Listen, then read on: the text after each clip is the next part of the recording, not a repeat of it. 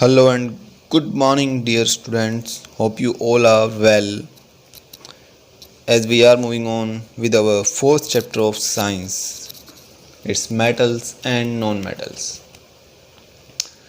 As we all know, all matter around us is made up of atoms of one or different elements. Means two or more elements are combined together to form matter, whatever we are having around us. As there are more than 100 elements found in nature, and in present scenario we are using many metals and non-metals in our day-to-day life. Means we are surrounded by many materials, and some are made up of metals and some of these material are made up of non-metals. As we take example, we are using iron, aluminium, copper, silver for many purposes, like we are using utensils of copper, silver, we are using iron for our day to day uses, and we are using some non-metals like hydrogen, nitrogen, oxygen, carbon, sulfur, phosphorus and chlorine. So first we discuss the properties of metals and non-metals, starting from the physical properties.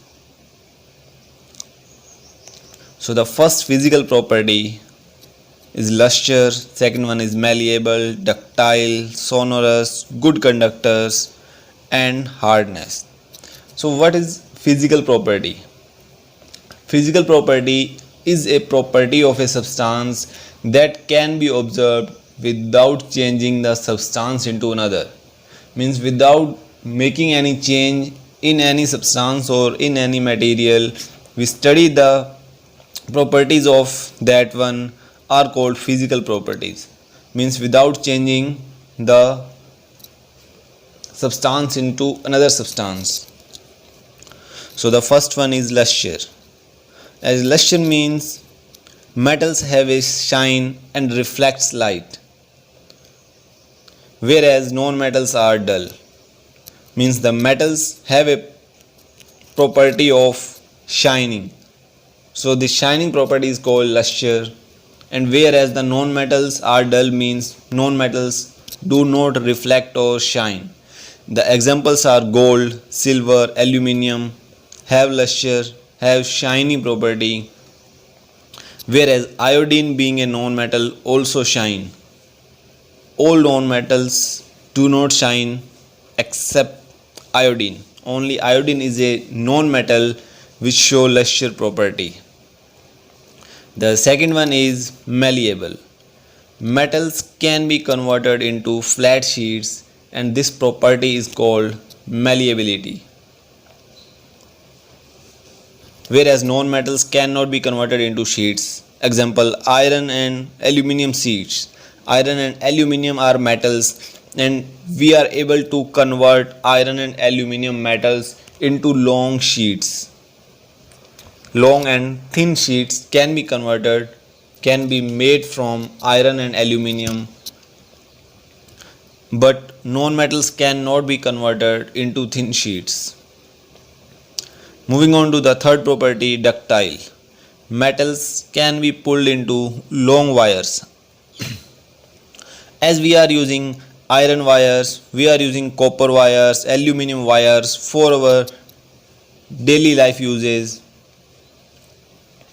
But on the other hand, non-metals cannot be converted into thin wire, so this wire converting property of metal is called ductile or ductility. The fourth physical property of metal is sonorous. Metals produces ringing sound. When metals are struck or beaten by any other metal or non-metal, it produces sound. So due to this property of metals, metals are used for preparing bells and instruments. As we are having main examples as The temple bells are made up of metals. The bells at schools are also made up of metals. So, due to this ringing producing sound, metals are called sonorous also. The next property is good conductors. Metals allow heat and electricity to pass through them.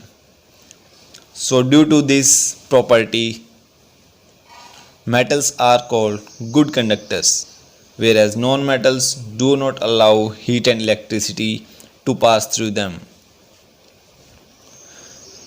The next property is hardness.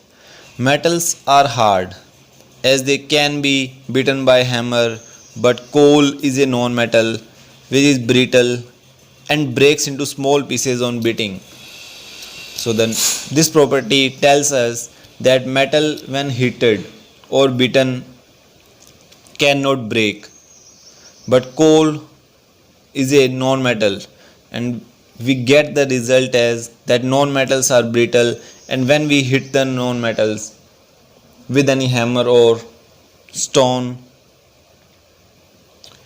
these can be broken into small pieces. So this hardness property is also a physical property of metals. So these are the physical properties of metals and non-metals. And today's fact is iodine being a non-metal show luster. Means all metals have lustrous property, have shining property. Rather than this, iodine is a non-metal, it shows luster. And the second one is mercury being a metal is in liquid state at room temperature, as all metals are hard, but mercury being a metal is liquid at room temperature. The next one is silver is best conductor of electricity.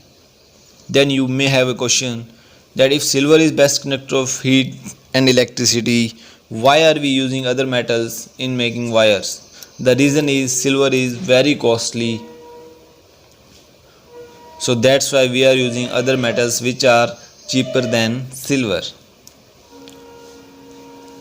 One practice question is for you. Explain physical properties of metals and non-metals with examples. So it's all about our today's class. Hope you all understood. If you are having any problem, any suggestion, feel free to contact us. Goodbye and have a great day. Meet you soon in our next class.